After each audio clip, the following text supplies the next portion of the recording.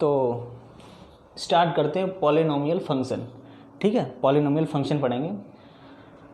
Polynomial कैसे picture में आया, ठीक है ना, आपने 9th में ही पढ़ा होगा। इससे पहले कुछ equations like quadratic equation, linear equation, cubic equation, ये सारी इक्वेशन आपने पढ़ी हैं, ठीक है, इससे पहले। अब ये एक पॉलिनोमियल नया शब्द सा लग रहा है, ठीक है ना, कोई बात नहीं है, कोई नया शब्द नहीं है, ये एक कैटेगरी है, ठीक है ना, ये इक्वेशंस को कैटेगरी करने का नाम है, ठीक है ना। जैसे मैं एक एग्जांपल देता हूँ, जैसे मान लो एक ये कम्युनिटी है, ठीक है, एक कम्युनिटी है, इसमें कुछ लोग हैं, इसमें कुछ लोग हैं, ठीक है। तो अगर आप कहीं दूर खड़े होकर इन्हें अगर इंट्रोड्यूस करोगे तो आप यही कहोगे कि ये लोग हैं, ठीक है। भले ही एक पिक्चर ये थी, एक पिक्चर और हम क्रिएट करते हैं इससे पहले की, जिसमें 3 लोग थे, राम, श्याम और धर्मेंद्र, ठीक है। ये 3 लोग थे, इन्हें तुम पहले जानते थे, इन्हें आप पहले जानते थे। अगर आपसे पूछें अगर हम आपसे पूछें कि ये कौन है, तो आप यही कहोगे राम, श्याम और धर्मेंद्र। आप क्या कहोगे? राम, श्याम और धर्मेंद्र, ये 3 लोग हैं, ठीक है। पर कुछ दिन बाद आपका व्यवहार सोसाइटी में और बढ़ा और इसके बाद आप एक पूरी कम्युनिटी को जानने लग गए, ठीक है। इसके बाद आप पूरी कम्युनिटी को जानने लग गए। फिर किसी ने आपसे पूछा कि बेटा बताओ ये कौन खड़े हैं, तो आप भले ही इनमें इस समाज में, इस कम्युनिटी में ये तीनों लोग शामिल हैं, पर फिर भी आप ये नहीं कहोगे कि राम, श्याम और धर्मेंद्र प्लस अदर पीपल, ये नहीं कहोगे। इसके बदले आप ये कहना उचित समझोगे कि लोग खड़े हैं। क्यों? क्योंकि मोस्ट ऑफ द लोग ऐसे हैं जिनका नाम हम नहीं जानते हैं, ठीक है ना। तो आप किनको एम्फसाइज करोगे? उस कम्युनिटी को, उन लोगों को जिनका नाम, जिन लोगों का, ऐसे लोग ज़्यादा हैं जिनमें आपको इनका नाम नहीं पता है, ऐसे लोग कम हैं जिनका आपको नाम पता है। क्योंकि ज़्यादा लोग ऐसे हैं जिनका नाम आपको नहीं पता है, तो बेसिक सी बात आप यही कहोगे कि ये लोग हैं, ठीक है। ऐसे ही, जस्ट ऐसे ही, बिल्कुल कहानी ऐसे ही है जो मैं इसको अब लिंक करना है आपको, ठीक है। 9 से पहले 9 तक आपने पढ़ा था कि क्वाड्रेटिक इक्वेशन किसे कहते हैं? जैसे कोई एक फंक्शन है f(x) is a variable function of x, means in this function x is a input variable, x square 5x plus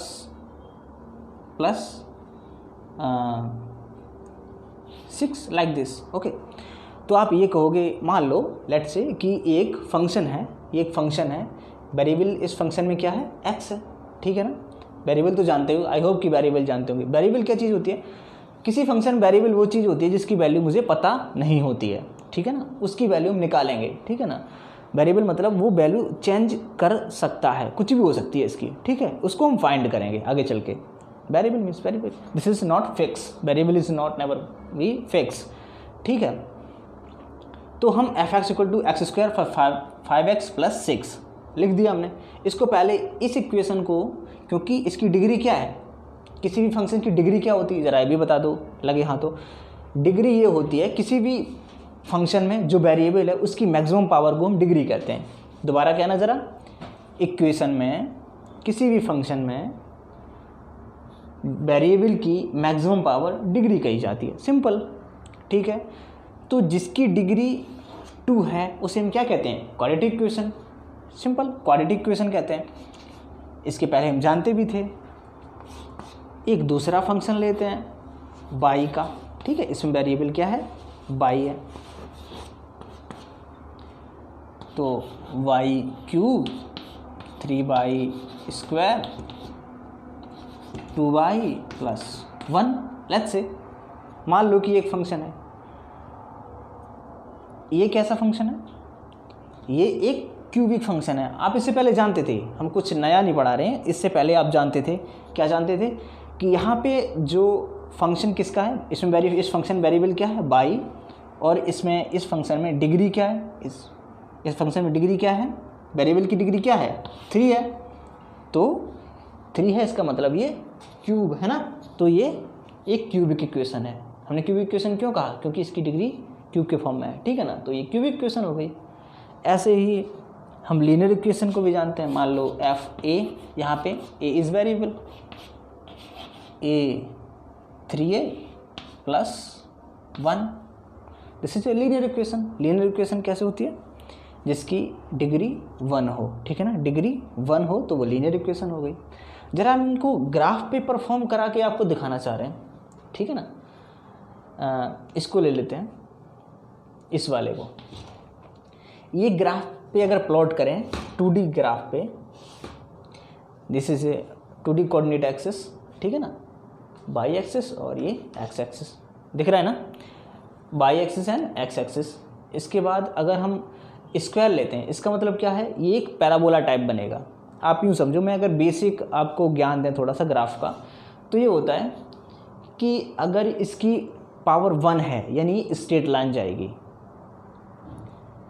आपने कभी ये भी सुना होगा कि किसी भी इक्वेशन की, बता ही देता हूँ थोड़ा डिटेल में, किसी भी इक्वेशन की सॉल्यूशन, किसी भी इक्वेशन के सॉल्यूशन क्या है ना। जैसे आपने सुना होगा कि जितनी किसी भी इक्वेशन की मैक्सिमम पावर होती है उतने ही सॉल्यूशंस होते हैं। ठीक सुना था, उतने ही सॉल्यूशंस होते हैं। यानी वो वेरिएबल, वो वेरिएबल फंक्शन का वो वेरिएबल उतनी ही सॉल्यूशन, मतलब उतने ही वैल्यूज पे सेटिस्फाई होगा जितनी उसकी मैक्सिमम पावर है।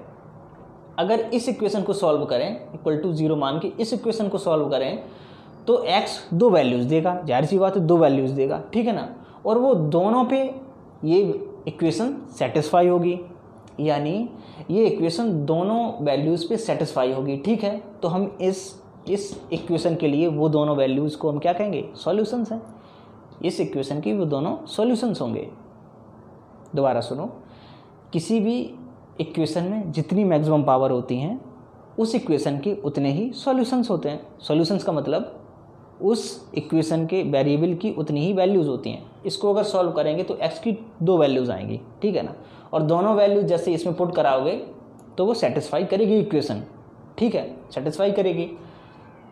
अब जब सेटिस्फाई करेगी, इसका मतलब अब हम ये तो समझ गए ना, इसके कितने सॉल्यूशंस होंगे, 2, और इसकी मैक्सिमम पावर 3, यानी इसके सॉल्यूशंस होंगे 3 और इसके होंगे 1, क्योंकि इसकी मैक्सिमम पावर है 1, ठीक है ना। तो इसके 2 सॉल्यूशन हैं। तो हमेशा ही ध्यान रखो कि ये किसका फंक्शन है, x का। तो ये x एक्सिस को 2 बार कट करेगी, ये इक्वेशन x एक्सिस को 2 बार, ये इक्वेशन x एक्सिस को 2 बार इंटरसेप्ट करेगी, ठीक है ना। ये इक्वेशन y का फंक्शन है, ये इक्वेशन y एक्सिस को 3 बार इंटरसेप्ट करेगी, ठीक है ना। और ये a है, a का मतलब अगर इसको इस एक्सिस पे दिखाना चाहो इस वेरिएबल को, तो अगर इस वाले को दिखाना चाहो ये, तो इसको 1 बार इंटरसेप्ट करेगी, और अगर इस पे दिखाना चाहोगे तो इस एक्सिस को 1 बार इंटरसेप्ट करेगी। जितने सॉल्यूशंस होते हैं कोई भी इक्वेशन उतने बार एक्सिस को इंटरसेप्ट करती है, ठीक है। ये बेसिक फंडा है, जैसे आप समझ सकते हो कि मैथमेटिक्स में हो क्या रहा है। एक्चुअली दिखना भी चाहिए ना कि हम जो सॉल्व कर रहे हैं वो दिखता कैसा है। हम, ठीक है, मुझे पता है कि ऐसे ऐसे ये मेथड स्टेप करके हम किसी इक्वेशन के सॉल्यूशंस निकाल सकते हैं, तो उसे हम एनालिसिस कैसे कर सकते हैं, वो अगर ग्राफ पे प्लॉट करें तो कैसे दिखता है। तो ऐसे इसको अगर करोगे, मैं थोड़ा सिंपल ले लेता हूँ। क्वाड्रेटिक इक्वेशन तब भी रहेगी जब मैं इसको इतना कर दूँ, थोड़ा सिंपल हो जाएगा, क्योंकि मुझे अभी आपको मकसद है ग्राफ पे प्लॉट करके दिखाना। इसको हम क्या करेंगे, x², ठीक है ना। ये सॉल्यूशन हैं, तो ये फंक्शन ऐसा जाएगा। अब आपका सवाल होगा कि सर आपने तो बताया था इसके 2 सॉल्यूशंस होंगे और वो x एक्सिस को 2 बार इंटरसेप्ट करेगा, पर यहाँ तो सिर्फ एक ही बार लग रहा है, वो भी इंटरसेप्ट नहीं कर रहा है।